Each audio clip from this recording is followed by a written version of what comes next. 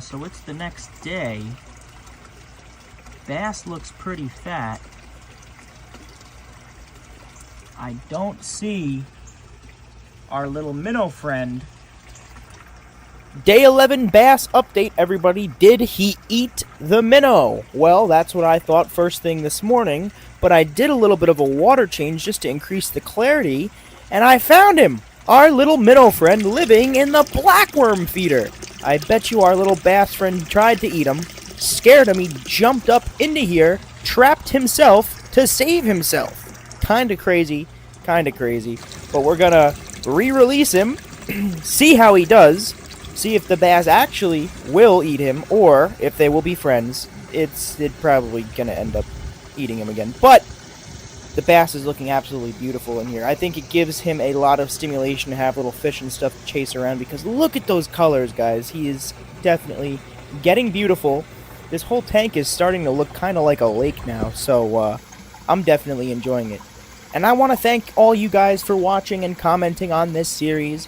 I am documenting all the comments for names for this bass, and the comment with the most likes by day 16 will be our little friend's name. So keep those comments coming, and don't forget to drop a follow. Big food for bass. It's the 12 days of Fishmas, everybody.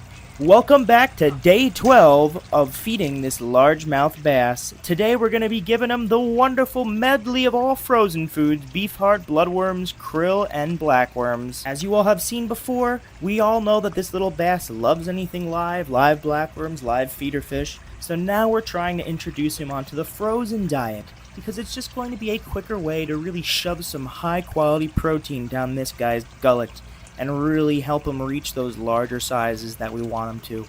As you see, he goes for the bloodworms really nicely. Blackworms we already know he loves. The beef heart and the krill, as you see, look, he took the piece of krill into his mouth and spit it back out. He's developing a taste for it. Soon enough, he will be eating literally everything that we offer him. But of course, as always, guys, if you want to stay tuned with the updates of this bass, don't forget to drop a follow.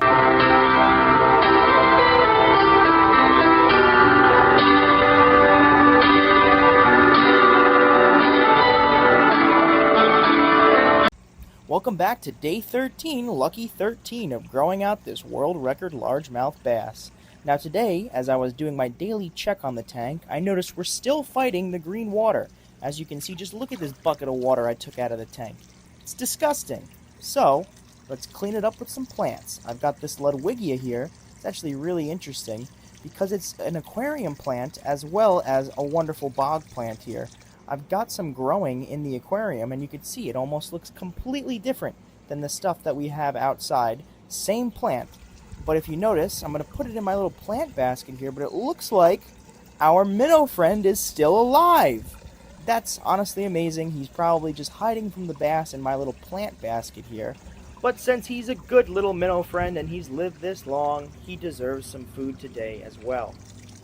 Without further ado, let's put this Ludwigia in our little plant basket here. The roots as well are going to be providing great hiding spots for our bass and minnow, as well as decreasing our nitrates and combating that algae. And now it's feeding time. We got another frozen food medley of bloodworms and beef heart going in. The bass's feeding response is getting better and better every single day. I'm honestly really happy with it. Looking beautiful, looking fierce. And remember, there's still 3 days left on our naming contest for this, guys. The most liked comment by the day 16 will be the name of our little bass. So, ladies and gentlemen, welcome back to growing out a world record bass, day 14. This morning, our little guy's been super active, begging for a meal, and our little minnow friend seems to have found his home here in our little plant basket. And you can see all the other fish in our pond are active and swimming happily. But there's something that I wanted to discuss, because this is a decent-sized system, but soon we're gonna need more volume, because especially our little bass is getting so big. So it brings us to this 300-gallon stock pond. Soon we'll be plumbing it in to our system instead of the 100-gallon. But right now it's kind of becoming a little bit of a nursery for mosquito larvae. So for the time being, let's just harvest out some mosquitoes and feed them to our little bass friend. Watch as he absolutely munches on these mosquito larvae I'm gonna miss when he gets bigger and I can't feed him mosquitoes anymore, because then, well, there's more mosquitoes that will attack me. But this guy absolutely loves it for the time being. You know, eventually we're going to be getting him on larger prey items, fish, worms, all that. He is eating frozen, as you guys seen. Every day, he's getting a little bit bigger. A reminder, guys, to keep putting those names in the comments. Day 16, I will be choosing a name. The most liked comment across all platforms will be this guy's name. I've seen you guys have a lot of interesting suggestions already, and I want you guys to continue creating wonderful suggestions. I will also be accepting names for the minnow as well, just so we can have a wonderful experience here with all of our little friends. And with that, I want to thank you guys for following the bass for another day. See you guys tomorrow. Ladies and gentlemen, welcome back to day 15 of growing out a world record largemouth bass. So as you can see, everything is looking quite nice this morning. Plants are doing very, very well. Ludwigia that we put in last time is still doing quite well, shooting off a lot of new growth. But it is quite early in the morning right now. The sun has still not peeked over my garage, so it's basically impossible to see inside the tank right now. Just one of the quirks of an outdoor aquarium. A few hours later, and the sun is hitting the tank at just the right angle to where we can see our little baby. He's coming up to the glass begging for his first meal of the day, and today we're going to try something different. We've got some pellets. These AgCore pellets are some of the closest live food analog I could find on the market. Now let's put some in the tank, see how he reacts. And honestly, look at that. Immediately towards it. Food drive, definitely good. Just a little bit of a different prey item. It's not moving, so I don't think he has super interest in it. But you can see, when it starts dropping, he starts going for it. Unfortunately, I don't think he still knows what it is. I don't think he understands the taste. But it's definitely a good sign for something this small to be already going towards the pellets. Look, we're going to get this little guy to eat anything and everything. Pellet, live, doesn't matter. We love to see it. But of course, we're going to hit this guy with the live blackworms again, just as a treat and to reward him for taking out that pellet. Of course, this guy is going to be an absolute beast, eating absolutely anything that I put in this aquarium. I just wanted to thank you guys for another day of the Bass Update. Thank you guys for watching, commenting, subscribing, sharing, all that stuff. So guys, thank you for watching. Tomorrow, day 16, he gets a name. Come on. Charles, but with a British accent. Terry, bass salts. Dinner would be a good name. Finn Diesel. Jeffrey, Goonball for real. Thank you all so much for your suggestions, but I only have one bass, and his name will now be Beefy the Bass. Thank you all so much for the support and naming of this guy, but now that he's beefy, we're going to feed him some frozen beef heart. We're going to see how he goes for it. He has eaten a few of these before, but as you see, he's not super interested in it. Not as much as the bloodworms, at least. But look, his name's Beefy now. He's got to eat some beef. Put a little bit more in here for him, see how he goes for it. You see, he puts it in his mouth and spits it out. So he almost wants it. But look, just to satiate him, we're going to give him the live blackworms. His favorite, everyone's favorite. Going to be working on some new food sources to feed this guy. I do actually have a colony of guppies that I could start feeding him fry of those, as well as, you know, there's plenty of live mosquito larvae going around. But we're going to try to get him more adapted to frozen foods, and then hell, even pellets. Just to have a bass eating pellets, I feel, is kind of crazy. So we got to do it. I want to thank everyone and anyone who commented on any of these bass videos, naming or just commenting your support or that you're following the series. It really means a lot to me.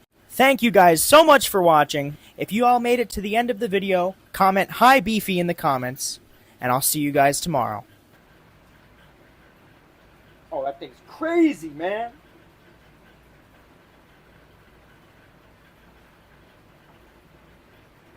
Welcome back to day 17 of growing out this world record largemouth bass. Our boy here, little Beefy, is doing quite well this morning. Tank's looking really nice with all the plants and the sun hitting it just right. My mosquito larvae farm is absolutely pumping out this morning, so I think it's time to harvest some out and give some to our little Beefy friend to fatten him up. And now we got all the live mosquito larvae going in, Feeding response, as always, is super tight on this guy. Always going to be the first to grab the food. I made a little bit of a mess, spilled some of the water off the side, but he's still doing great, even chasing the water droplets. That's how you know he's got a good prey drive. I've been playing with the plants in this tank recently. I've added some lilies as well as some vallisneria to try to make it a little bit more natural.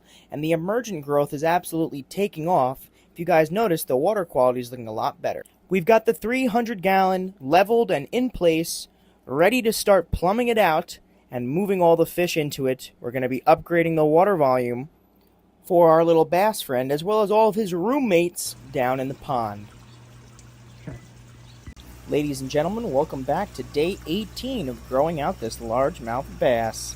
This is Bass After Dark with some shots of the aquarium at night. As you can see, it looks perfectly crystal clear when the sun's not hitting it. Plants are doing really good, helping maintain water clarity. You can see the lily starting to reach for the surface. Little pond inside of an aquarium. And we can see little Beefy chilling out here in the corner, trying to take a nap, but I'm shoving a camera in his face. You know how that usually goes. And it's the next morning, and now I've got a wonderful earthworm for him to eat. We're going to chop this into little beefy, bite-sized pieces for our guy here, making sure that the pieces are small enough for him to swallow whole and not have any trouble. Now I just got to grab this thing. They're quite hard to grab, these little tiny worm pieces, but we got there. Now we're throwing it in. And look at that, dude. Just like catching a fish on a worm on a hook. The bass love worms, guys. They love them. So we're almost 20 days into this bass project, and you can already see how much progress our little guy has made over the past few days here. Definitely getting bigger every single day. And as always, I appreciate all you guys for watching this series. Let's see what we have to feed him tomorrow. Stay tuned.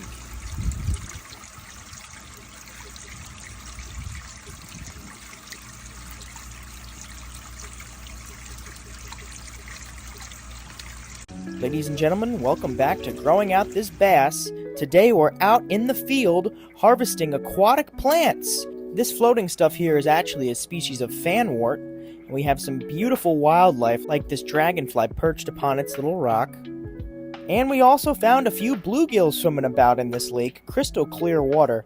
Super hot day. It was definitely nice to get in. And I found this beautiful coontail plant. Definitely need to take a trimming of that for the bass. Back home, we're adding all these aquatic plants to Beef's aquarium here. See how he enjoys it. Looking absolutely naturalistic and lush with all the other plants we have going on here.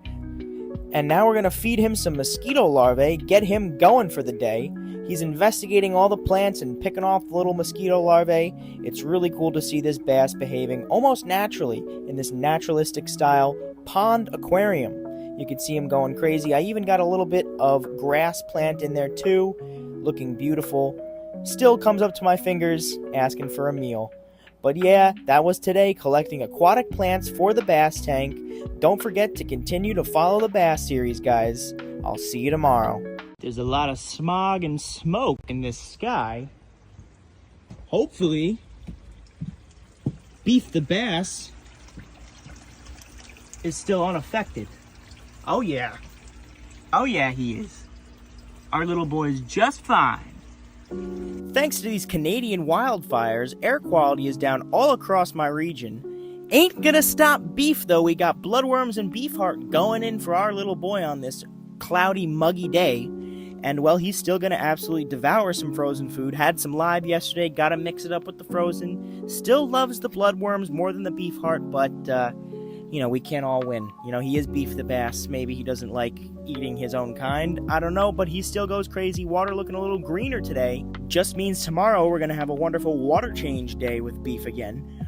But as always, Beef's doing absolutely amazing. Still going crazy for whatever food we put in there. If you guys want to follow along with the bass series, don't forget to follow and subscribe to Rayquatics23, and I'll see you guys tomorrow.